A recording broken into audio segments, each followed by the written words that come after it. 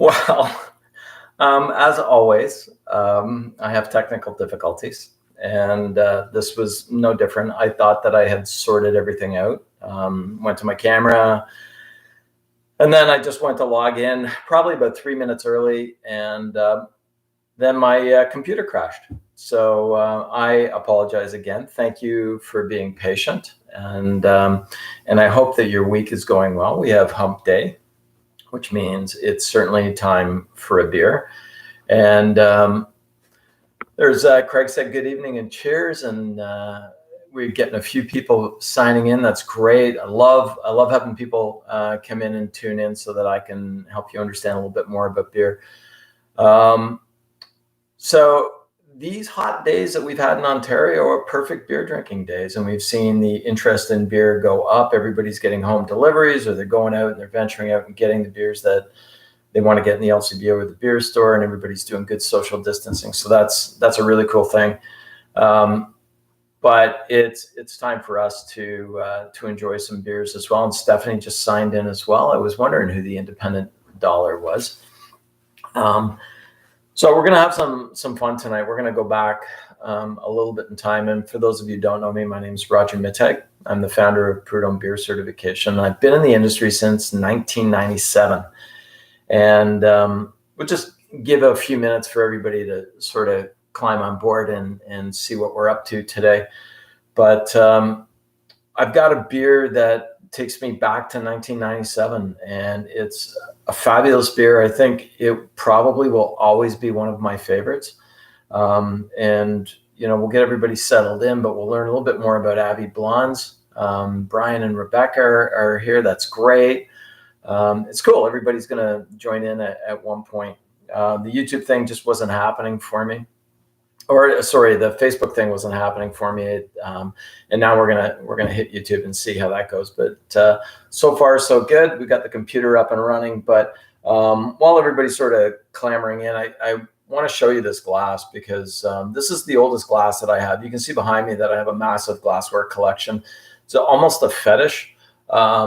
But I've rid myself of a little bit of glassware so I can keep the ones that I truly think are unique. And this one is probably one of the oldest that I've had in my collection. It goes right back to 1997. And I'll tell you a little bit of the story behind this in a second. But really what I want to do is help you to appreciate and understand this beer. So why don't we go ahead and pour it? So in Belgium, pouring rituals are extremely important, and there are a lot of different ways that you can pour, but with a glass this shape, and this is a really, really unique glass, I love the fact that it's got this big bowl on it. And the big bowl is for me to wrap my hands around and to warm this beer up, because this beer really needs to get up to probably around 12, 14 degrees Celsius for us to really appreciate it. It's shaped like a chalice, and the chalice has a lot of religious connotations to it because all abbeys and monasteries were basically created, and then they started brewing beer. So there is a lot of monastic tradition to a lot of Belgian beers, and Belgium really is probably one of my favorite beer countries. And we're getting so. Vess is asking whether a Unibrew Leffe is suitable. I think that will do, Vess, but I'm going to do triples in 2 weeks. So what you're drinking is a triple. What I have is really can be viewed as a single, but they're Abbey Blondes. But enjoy it nonetheless. I wouldn't pour the Fendemol the same way that I'm going to pour this because it's got quite a bit of carbonation to it. But with this particular glass, there's so many good things to it. So it's got all those religious background and history to it, and it's got this great big open bowl on it so that I can smell and taste all the unique characteristics of this particular beer. This one's kind of interesting because you do not have to tilt this on a 45-degree angle. You can simply just take your time and be really gentle. And in fact, the Belgians don't want to hear any sound coming out of the bottle. They find that a little bit crass. So you're just pouring straight in. You're getting about a finger to 2 fingers of foam. And then you got all this glory in this glass. You can see that Leffe Blonde is this beautiful dark golden color. It's got this really nice, slightly off-white foam head to it. And when you smell it, it's got these these really unique aromas. One is I've always had baked apple out of this. You get a little bit of apple. There are definitely some bubblegum and banana notes in here, and there's quite a bit of spice like clove. So it's really kind of a cool beer. The spice, the clove, and the banana and bubblegum are all really coming from fermentation. And some of the apples coming from fermentation as well. There's a little bit of bread notes in here. It's quite a sweet beer. It's at 6.6% alcohol by volume. So it's not really a light beer by any means, but it looks light. And it's really unique because Wes has got the same glass. Of course, I figured you might. Craig's got the same glass as well. Value Village. Craig found his at Value Village. That's a shame. Craig says, nice old flame sign. Good. Yeah, they're a big part of my life in the past. So it's got these really nice aromas, but they don't really start becoming a part of the beer until it actually starts to warm up. So if you get a chance, take a sip. And then you get a little bit more of the sweetness, a little bit more of the body, a little bit, touch more bread. There's still quite a bit of spice in this beer, lots of clove and a little bit more of the banana and bubblegum in there as well. But it's a really unique beer. It's made with 7 different kinds of malts, so it's quite complex. And as I said, at 6.6% alcohol, it's nothing to be toyed with. But the unique thing about Belgian brewers, what I love about them is they make all these high alcohol beers that don't taste like they're really boozy. And so they're really sneaky and deceptive beers. So you're sitting there enjoying it because this is a beer that I could probably drink all night, but it's not a beer that I'm going to have 1 or 2 of and then get up and find my way out of the house. So it sneaks up really, really nicely on you. So having said that, let me now take you back into time so that you can enjoy your beer while I'm telling some stories. And storytelling is what I like to do, especially when it comes to beer. And this is no different. So in 1997, I found myself in this really unique position. I started working for a company called the Olin Specialty Beer Company. And it was a division of Labatt at that time, or Interbrew. And I like to say Interbrew because we really fashioned everything that we did on the Interbrew model, the Belgian model. And we started there in September. And as a group, as an entire company, we went on a training mission basically to Belgium. So we spent 7 days in Belgium. And we toured around, and it sounds like it was just glorious fun, just drinking beer and talking about beer and food with people. But it was hard.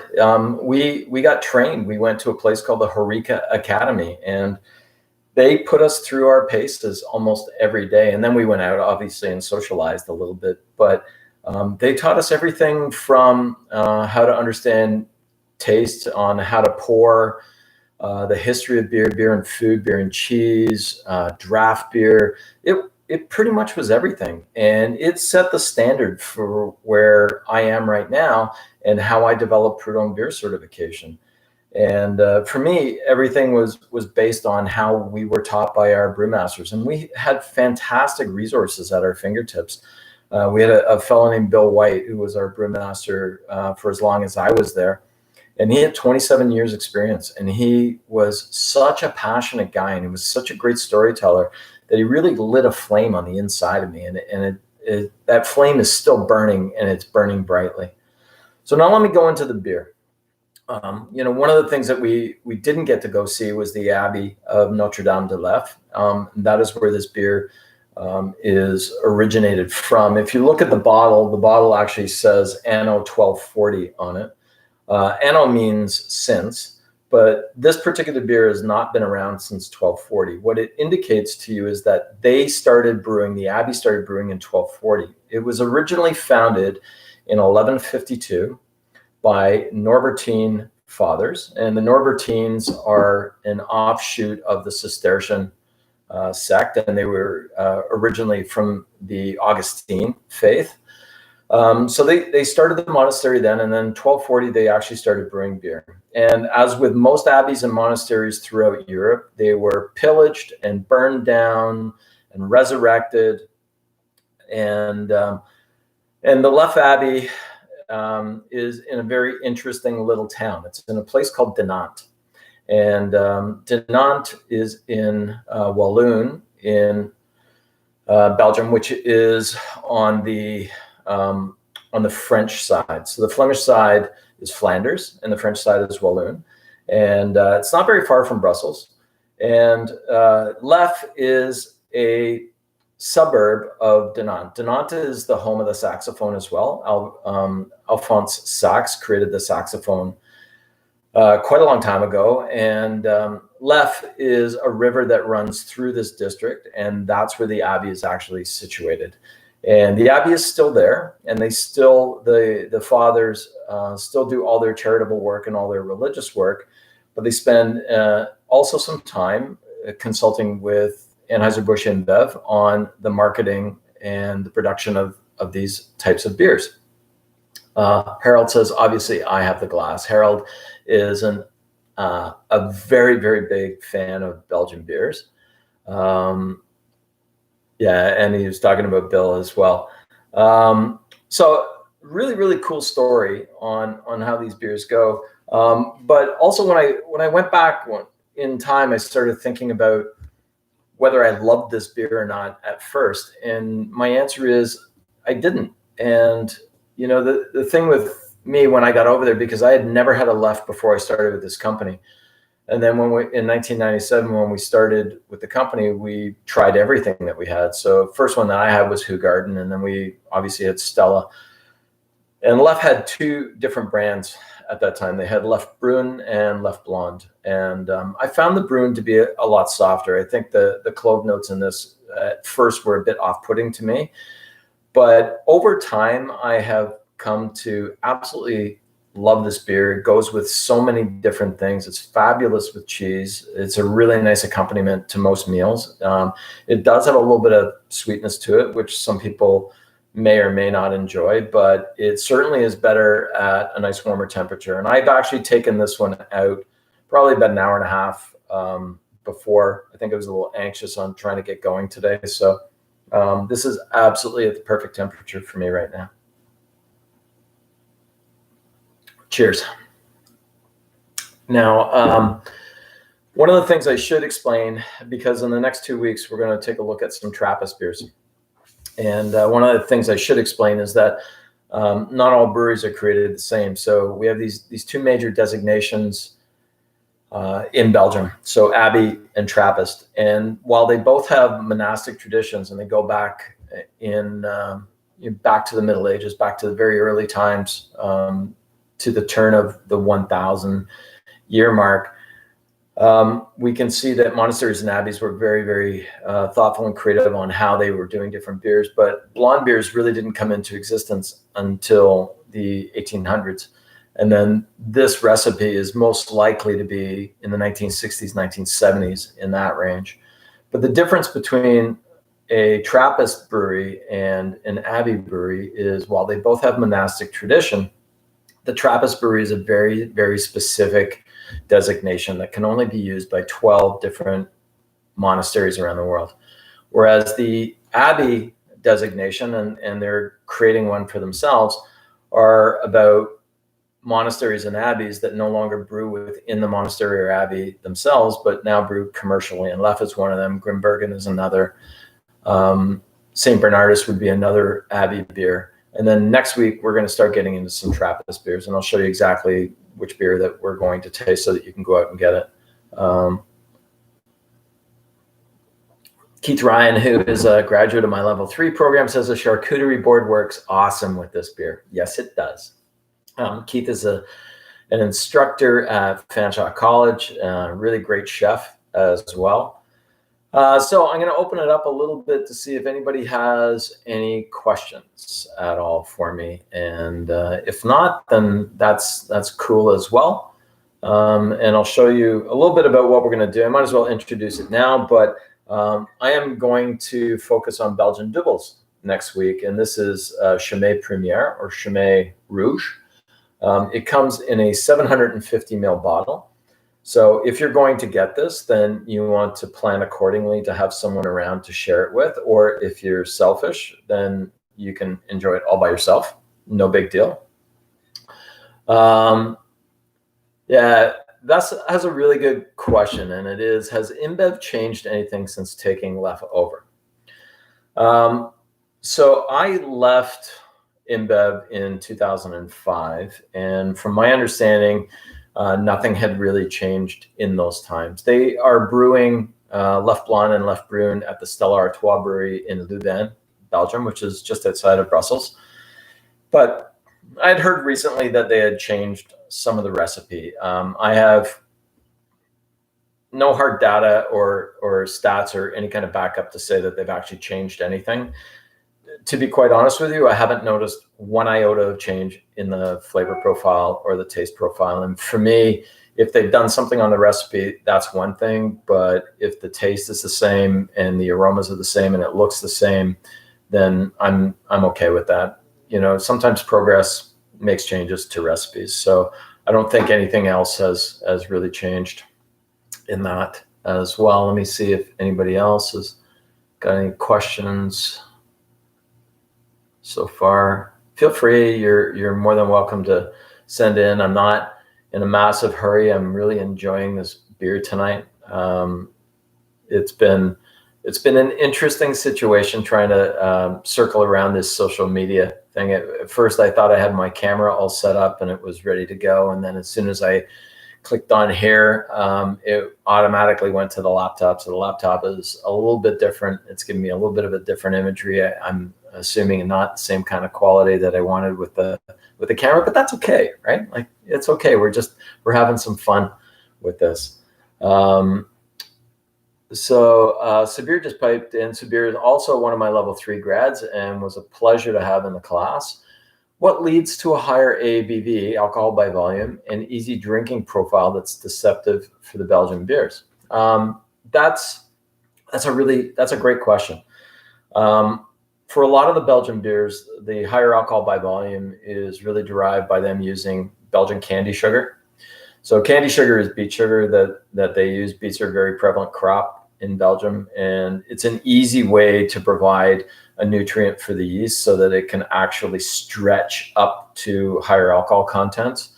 I think the thing that makes it easier to drink and very deceptive is that they're masters at balancing out flavor profiles. So there's enough sweetness in the beer remaining that it doesn't taste boozy. And then aging is a big thing as well. So I think that these beers quite often are aged for a little bit longer, especially when we get into the Belgian doubles and triples where they're re-fermented. Re-fermentation has a way of actually smoothing a whole lot of things out of the beer and a lot of that booziness and sharpness. I think a lot of the high alcohol beers that we've seen historically in Canada, so any of the ice beers, those are produced at very, very high alcohol contents, and they're not really aged. So really what you're getting is tons of booze up front and tons of the alcohol content. So it really doesn't have that smooth and easy drinking characteristic that the Belgians do. Germans are masters at it as well. Two of my favorite brewing countries would be Belgium and Germany. I'm from, anybody who knows me knows that my background is all German, and I do have a ton of respect for the Belgians as well. They obviously stole the same flag that the Germans had, and then they make fabulous beers. Anyone else? Let me just see if anybody's sending me any notes. I'm still amazed that Craig got his glass for $1.25. It's shameful. We have to go to Value Village when we can and get all these glasses out of the market. All right, well, it looks like questions have, Craig just laughed. Nice. So if you don't have any more questions for me, then I think I'm going to wrap it up. What are some other Belgian beers that may be similar? Well, that's a really good question. There's not. This one doesn't really have a ton of competitors. Grimbergen, when it was in the market, was a really decent competitor. I found it. They had the blonde in market for a little bit, and then primarily it was their double, which was more like Leffe Brune, very sweet.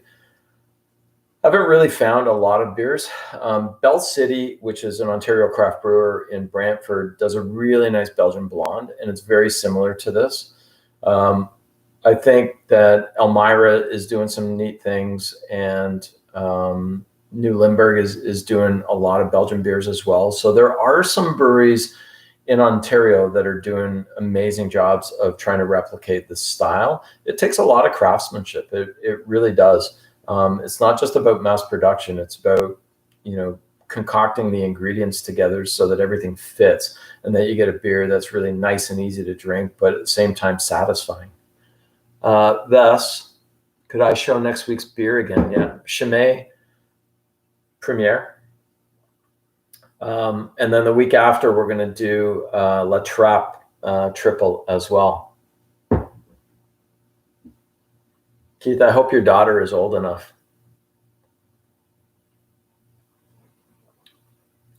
I've been looking forward to this all week, and to share my passion and my love for this particular brand and for Belgian beers. So once again, thank you very much for joining me. It'll be every Wednesday, 7 p.m. on YouTube, and I hope you'll join me again next week. So I'll cheers and enjoy your weekend. Stay safe.